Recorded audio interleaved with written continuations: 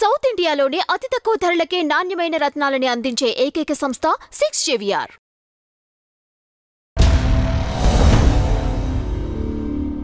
కొన్ని విజువల్స్ చూస్తున్నప్పుడు, కొన్ని ఎమోషనల్ చూస్తున్నప్పుడు ఒక సీనియర్ డైరెక్టర్ చేసే ఆ ప్యాటర్న్ కనిపిస్తుంది.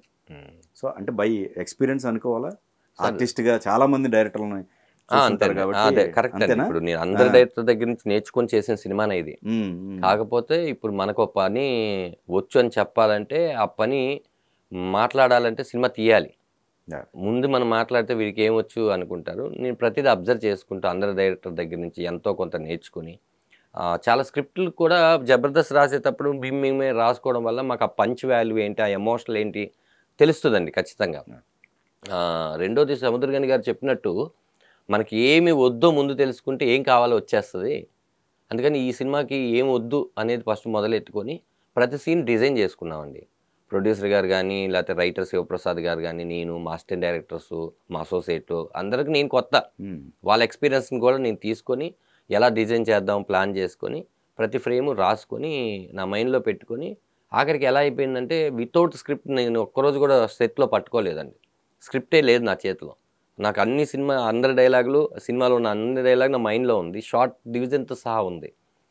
అలాగే ఆ సినిమా ఈరోజు అందరూ మెచ్చుకుంటున్నారు, ఎక్స్పీరియన్స్ ఉన్న డైరెక్టర్లా చేసామంటున్నారంటే కారణం నా డైరెక్టర్స్ అండి. ది బెస్ట్ డైరెక్టర్స్ ఎవరున్నారండి ఈ జర్నీలో? మీకు దగ్గర 100 సినిమాల దాకా రీచ్ అయ్యారు ఆల్మోస్ట్, అంటే ఒక 80 to 100 వేసుకుంది. ఈ ఇన్నట్లో బెస్ట్ డైరెక్టర్స్ అంటే మీకు బిగినింగ్ నుంచి ఇప్పటి వరకు చూసుకుంటే ఒక 5 మెంబర్స్ అంటే ఎవరున్నారు? బెస్ట్ డైరెక్టర్ ఎవరున్నారు అంటే చాలా మంది బెస్ట్ డైరెక్టర్ సపోర్ట్ చేసిన సార్. నాకు సపోర్ట్ చేసి ప్రతి సినిమాలో సపోర్ట్ చేసేది మన పిల్ల జమీందార్ అశోక్ గారు అండి. ఆయన ఏ సినిమా చేసినా నేను ఉంటాను.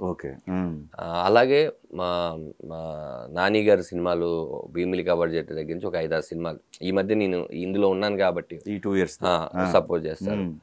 ఇప్పుడు ఒకళ్ళని కాదు సార్, అందరూ ఇప్పుడు ఒకరి పేరు చెప్పు. ఇప్పుడు సపోర్ట్ చేయడం అంటే ఖచ్చితంగా నీకోసమే కథ రాసేసి నిన్నే పెట్టుకోవాలని రాసే వ్యక్తులు అశోక్ గారు ఖచ్చితంగా ఆయన కథ రాసేటప్పుడు ఈ క్యారెక్టర్ ఒకదాన్ని ఖచ్చితంగా కథలో పెట్టేస్తారు.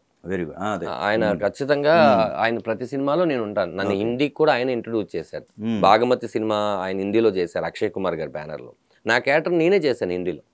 ఆ తర్వాత ఇంకొక మూకీ సినిమా రాబోతుంది, అది వాళ్ళు అనౌన్స్ చేస్తారు, పెద్ద ప్రొడక్షన్ హౌస్, రేఆర్ రెహమాన్ గారి మ్యూజిక్.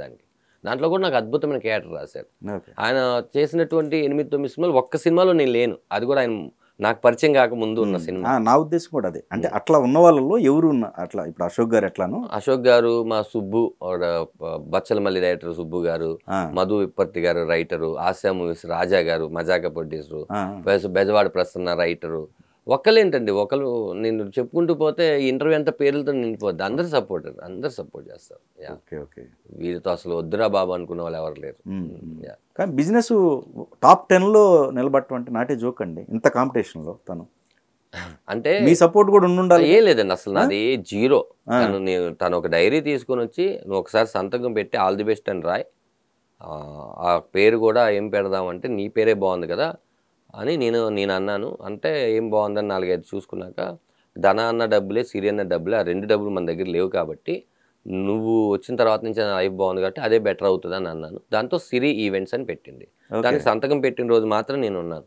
ఆ తర్వాత తన ప్రతి మెట్టు తన జస్ట్ డైల్కి ఇచ్చుకొని పలానా దానికి ఇచ్చుకొని ఒక ఈవెంట్ చేయడం వల్ల ఇక్కడ సినిమా ఒకటి బాగా చేసామంటే రెండో సినిమా ఎలా వస్తుందో ఆ ఈవెంట్ చేసినప్పుడు చాలా బాగా చేసామని వాళ్ళ దాంట్లోంచి వాళ్ళ పెళ్ళిళ్ళకి పిలవడం అంటే స్ప్రెడ్ బాగా అయింది. ఇప్పుడు చాలా మంచి ఈవెంట్ చేస్తుందండి.